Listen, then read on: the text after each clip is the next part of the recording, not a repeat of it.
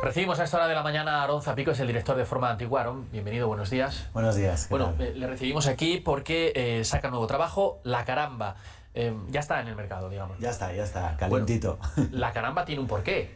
¿Quién es La Caramba? Bueno, La Caramba fue un ciclón, fue una tonadillera del siglo XVIII español, María Antonia Vallejo, a la que denominaban La Caramba, y realmente pues fue un torbellino con una carrera muy breve, pero muy intensa y que ejerció una influencia fantástica y muy fuerte en el Madrid del siglo XVIII. Fue empresaria, fue actriz, fue bailarina, fue cantante sobre todo, y es realmente un referente que hemos tenido la fortuna de rescatar y que sirve, creo, como un modelo perfectamente válido en nuestros días. Bueno, dice usted rescatar. ¿A qué se refiere con rescatar? Quiero decir, estamos hablando de una tonadillera, si no me equivoco. Sí. Esos sonidos de La Caramba se perdieron y ustedes ahora pueden volver a escucharla, digámoslo así. Exacto, sí. Fue todo por un encargo del Festival Música Sur en Motril, en Granada, ciudad en la que nació, era motrileña, nuestra Caramba, y nos encargaron, digamos, que profundizásemos sobre su trabajo, que recuperásemos la música que se escribió para La Caramba, en una suerte como de reafirmación de su figura, porque realmente estaba... Sí, tenemos la referencia, tenemos entradas en los diccionarios de quién era La Caramba, pero ni la música está a la orden del día, ni su figura está lo suficientemente valorada hoy en día. Pero imagino que esto es una labor de documentación tremenda. Han tenido que bucear en muchos archivos. Sí, es mucho trabajo, pero a la vez es un trabajo muy gratificante, ¿no? Ir tirando de los hilos, ir viendo las referencias, autores contemporáneos, compositores contemporáneos, dónde trabajó, qué es lo que hizo. Realmente parece que está uno haciendo una película, ¿no? Más que un disco, rescatando esa vida y viendo un poco con la intensidad con la que se vivía hace 300 años. ¿Y qué tal suena? Bueno, suena, yo no puedo decir otra cosa que suena muy bien. La verdad que la música, independientemente de nuestra interpretación, que eso lo juzgarán los expertos, aparte de eso la música es trepidante, ¿no? Está muy bien escrita. ¿Qué instrumentos se utilizan para esta interpretación?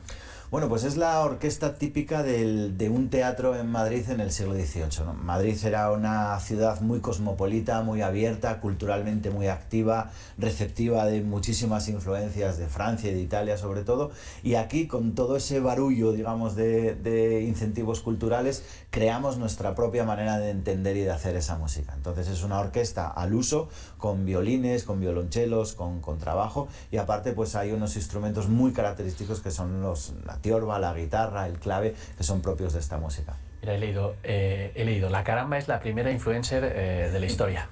Sí, yo creo que siempre los músicos pecamos siempre de poner ejemplos a veces un poco demasiado claros, ¿no? Pues de alguna manera, un tanto absurdos en algún caso. Y en este caso, pues sí que quizás podemos hablar de una influencer en toda regla. Es un poco como Rosalía o como incluso Jennifer Aniston en Friends, ¿no? Cuando se cortaba el pelo y todo el mundo imitaba ese corte de pelo. Pues nuestra Caramba en el siglo XVIII, aunque parezca mentira, aún sin redes sociales, cada vez que salía al Paseo del Prado a dar una vuelta, a mostrarse, todas las mujeres de la época pues copiaban su atuendo, su vestuario, su peinado, etc. Uh-huh. ¿Y las tonadillas siguen siendo modernas? Sí, totalmente. Además, los textos tienen una vigencia increíble. O sea, son textos donde están criticando pues a la corona, a los poderes eclesiásticos, donde están hablando un poco de los dimes y diretes de la corte, de que si el pescadero él vende pescado en mal estado, que si aquel tendero pesa las cosas mal. O sea, hay una vigencia de los textos muy, muy importante. Y el ritmo de la música, de dónde sale esta música, que es del folclore, hace que no pierda vigencia en ningún momento. A veces se habla poco de la importancia de la música como el reflejo de lo que era una sociedad, ¿no? No digo que fuese el periódico de hace 300 años, pero bueno, era un espejo de lo que era aquello. Era la prensa de hace 300 años realmente, porque era con la música, con las tonadillas, que es el verdadero antecedente de la zarzuela, es donde te enterabas pues de absolutamente todos los chismes y de la actualidad de la alta, media y baja sociedad. Tenemos que pensar que la música en esa época, prácticamente en todas las épocas, es el sonido de la vida, ¿no? Y lo los reflejos de esa vida que vive la gente están en esa música totalmente. Sí, está editado por la discográfica Winter and Winter, con la que llevan ustedes, me decía usted antes, desde 2009. Exacto. Entonces, esto es una referencia o claramente de lo bien que lo están haciendo ustedes. Bueno, sí, queremos pensar que es un premio, ¿no? Winter and Winter es una discográfica con muchísimo prestigio y además nos alegra en cierta medida que este repertorio tan español, tan asociado a lo castizo, a lo nuestro, digamos, de alguna manera, esté editado por una compañía tan internacional, alemana y con un impacto en prácticamente todo el mundo, porque va a servir un poco de muestra de este repertorio nuestro a otros países. ¿Ustedes habían hecho alguna vez algún trabajo así con este tipo de música? Bueno, llevamos, digamos, la labor, el trabajo de recuperación patrimonial, de encontrar partituras, de editarlas, de grabarlas, es algo asociado directamente a nuestro trabajo como músicos de ese periodo, ¿no? Tenemos que de alguna manera buscar la música que queremos tocar. Lo hemos hecho en el anterior disco con música del Archivo de la Catedral de Oviedo, lo hemos hecho con Vicente Basset, un violinista valenciano que trabajó en Madrid, que era el concertino de Farinelli. O sea, lo tenemos que hacer con mucho gusto muchas veces. No, lo decía porque esta es igual más popular, ¿no? La tonadilla. Sí, es cierto que quizás es nuestro disco más castizo, más echado para adelante, más popular, sí, sí. Claro, ya me ha hablado de la dificultad que requiere todo este trabajo de buscar, de rebuscar. Son ustedes, me los imagino a ustedes como ratones de biblioteca ahí, sí, hurgando, sí, sí. Y demás. Pero me preguntaba yo, cuando planteaba esta entrevista, la música antigua, claro, era una música que ya existía. ¿Cuál es la originalidad que aportan ustedes? Es una pregunta muy pertinente porque se trata un poco, no solo de, en nuestro caso, digamos, hay diferentes enfoques, ¿no? A la hora de abordar una partitura, tantos casi como intérpretes, y todos pueden ser perfectamente válidos. El nuestro en concreto no es tanto exhumar o, digamos, hacer una recreación de lo que podía sonar en esa época, sino con esos mimbres, con esos ingredientes que tenemos del siglo XVIII, crear un espectáculo que sea perfectamente válido para los oídos contemporáneos, para la gente que estamos ahora viviendo este 2023. Y nosotros como artistas, yo como director, mis hermanos como músicos, la orquesta en su conjunto, intentamos que todas las vivencias, toda nuestra experiencia vital esté volcado en este proyecto. Hoy es la caramba, mañana es Händel, pasado Bach, pero intentamos eso, expresar nuestras inquietudes a través de la música, de esta música de hace 300 años. Sí, pero mire, yo le pregunto, es decir, un espectador de hace 300 o 400 años reconocería la música a través de lo que ustedes interpretan. Y no se lo digo tanto por la interpretación que ustedes hagan, sí, sino por todo, ¿no? Es decir, el mismo instrumento, el escenario. No sé si puede que cambie a lo mejor el ritmo, alguna modernidad que puedan ustedes incluir. Sí, yo creo que yo creo que lo reconocerían perfectamente. Les sorprendería mucho el que después de 300 años esa música siguiera vigente. Es decir, la gente en el siglo XVII, en el siglo XVIII, no solo en España, sino prácticamente en toda Europa, no tenía esta sensación de que su música iba a sobrevivirles. Escribían para el día a día, ¿no? Incluso un Johann Sebastian Bach o un Händel, digamos, los compositores más importantes de la historia de la música occidental, se sentirían muy sorprendidos de que hoy en día, 300 años después, estudiáramos su obra, tuviéramos sus obras editadas. Vamos, para ellos estoy seguro de que sería realmente un shock, ¿no? Pero estoy convencido de que lo reconocerían. No, claro, entonces no se grababa. Claro, sí. No, lo que quedaba era un papel y del papel hemos sacado el resto. Sí. También me preguntaba si este tipo de música es una música para determinados escenarios.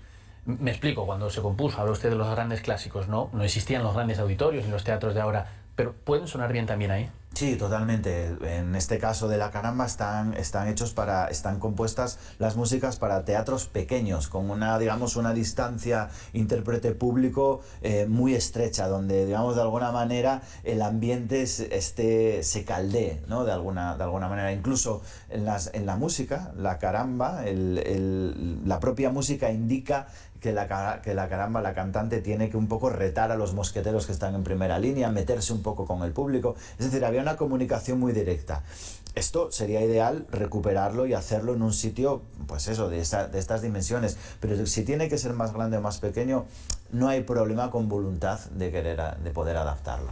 Ahora que lo dice, ¿podremos ver a La Caramba en algún lado? Sí, sí, lo hemos hecho en Santander, lo hemos hecho en el Escorial, lo hicimos en Motril, que fue un concierto muy emocionante porque la gente, digamos, que lo trascendió, digamos, su figura por encima de la música, por encima de los intérpretes, y el concierto acabó incluso con Vivas a la Caramba, ¿no? Lo hemos hecho en Dubái. Que fue para nosotros como un choque cultural presentar esta música allí tan alejado.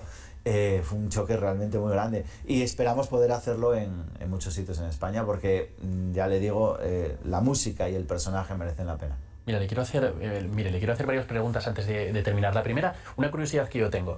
Es decir, los instrumentos, son instrumentos antiguos también. Sí. ¿De dónde los sacan? Y si se estropea, ¿qué hacen? Sí, buena pregunta, Dagen. Nosotros, digamos, hay dos maneras, ¿no? Sobre todo con los instrumentos de cuerda frotada, violines, violas, violonchelos, tenemos la suerte de que se conservan muchos originales. Entonces, digamos que hay un mercado y es posible para un violinista de cierto nivel pues tener un violín pues de 1730, 1800, etcétera, ¿no? En el caso de los instrumentos del continuo del acompañamiento como las guitarras, las tiorbas, los laúdes, es más difícil porque son instrumentos mucho más delicados. La tapa es mucho más fina y entonces, claro, que sobrevivan 200, 300 años es muy complicado y normalmente están en museos. ¿Qué hacen los luthieres, que son los constructores de este tipo de instrumentos?